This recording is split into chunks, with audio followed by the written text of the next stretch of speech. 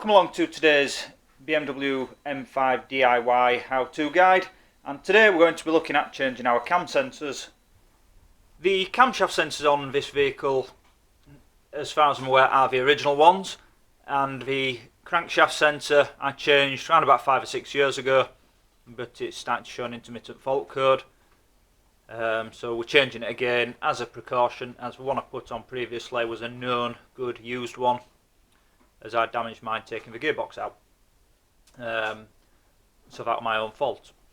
But today we're going to be fitting all brand new ones from Delphi, which is an OEM supplier of parts sensors, and they are on a quality level which is as good as the original BMW ones, so hopefully should last a long time as well.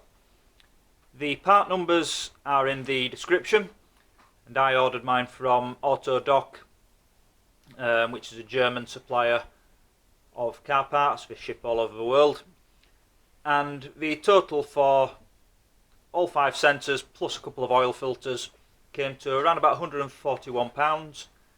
And the reason I ordered a couple of oil filters as well, A, it's good to have them in stock, and B, if you spend more than £140, shipping's free. So for the sake of a tenner on oil filters to take it over £140, or don't bother with oil filters and pay £8 shipping and still pay roughly the same, yeah, you can see the logic.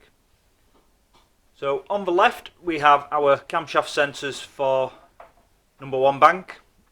In the middle we have our crankshaft sensor, which sits on the lower sort of 8th of the bell housing, around about the 4 o'clock position, and picks up a signal from the flywheel using the hall sensor there. And then on the right we have our inlet and exhaust sensors for the number 2 bank camshaft. As a special bonus, we've got bonus doggo today. Hi Schubert, he's chewing on his beef knuckle bone. Is that nice, baby boy? Yeah.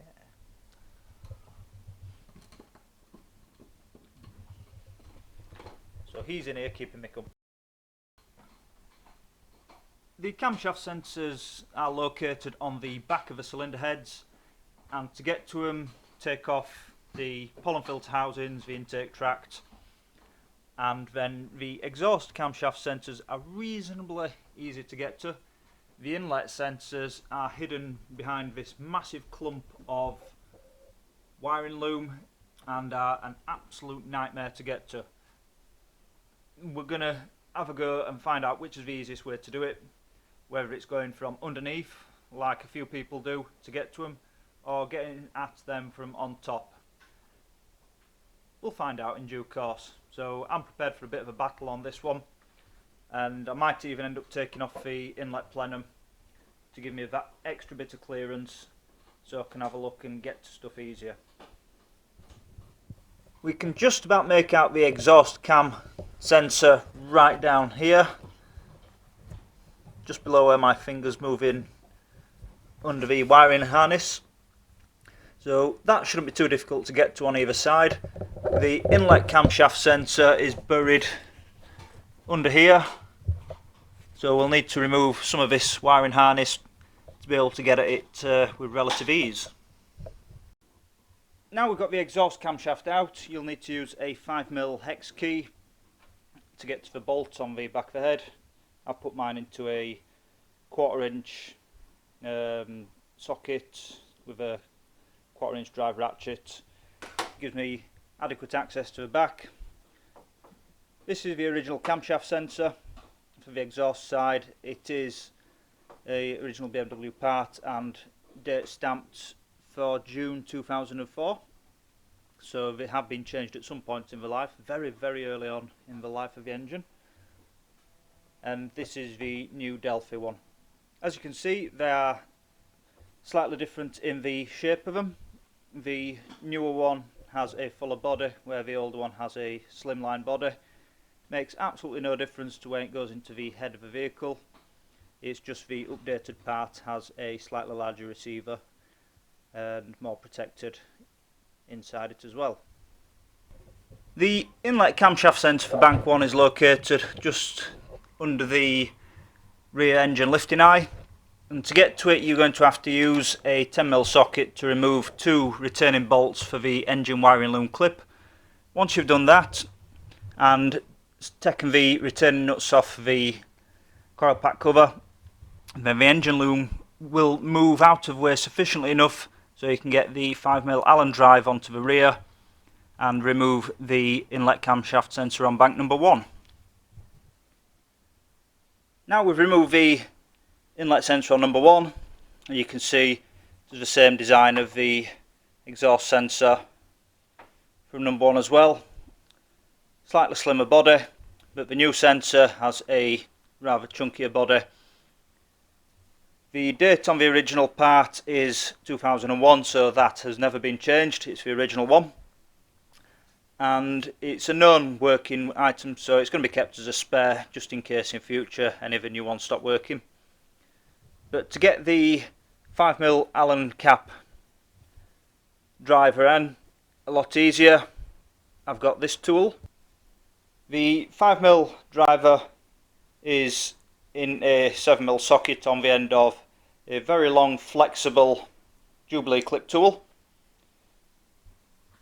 Allows you to get the tool down the back of the engine and at a 90-degree angle for slackening off the bolt and removing it once you've taken the initial torque off it using your ratchet. The passenger side in the UK is slightly more awkward, as we have the heat matrix pipes in the way there, the fuel lines which run across the back of the engine at the top, and the wiring loom. You can just about make out the exhaust cam sensor right down at the bottom. The inlet cam sensor is hidden roughly straight across from the main outlet pipe from the heat matrix on the back of the head. So we shall look at the easiest way to remove them and get on with the job in hand. To offer up a bit more access, we've cut the cable ties from the main loom to its securing bracket. Then there is a 10mm securing nut and bolt on the back of there which secures it to the head. Again, we'll remove the coil pack cover, this time on bank 2, to allow the wiring loom to be lifted up out of the way slightly, and that will give us access to both the inlet and exhaust cams as well. Now we've got the inlet cam sensor out on bank number 2. Again, old style, date marked 2001, January 2001, so it's never been changed in its life. And we'll get the new one fitted, then do the exhaust cam and compare the date stamps on that as well. So that's the fourth and final cam sensor removed on number 2 exhaust.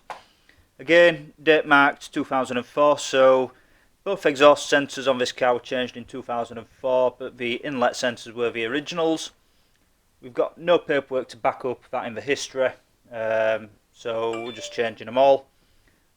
So once the new exhaust camshaft sensor is fitted, we'll test start the engine and make sure that everything runs fine. Now the camshaft sensors have all been replaced, the engine will be started and started to run up to temperature. The slight misfire at idle which I had previously has disappeared, as you can see from this socket adapter. The engine is ticking over nice and smooth now with no running issues and wobbles.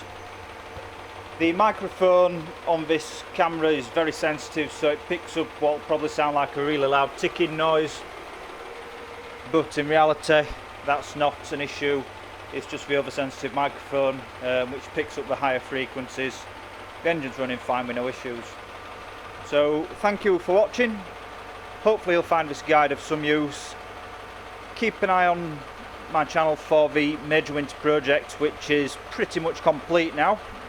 Just waiting on a roll cage turning up, and once that's fitted then we'll be going through the major winter project works which has been done.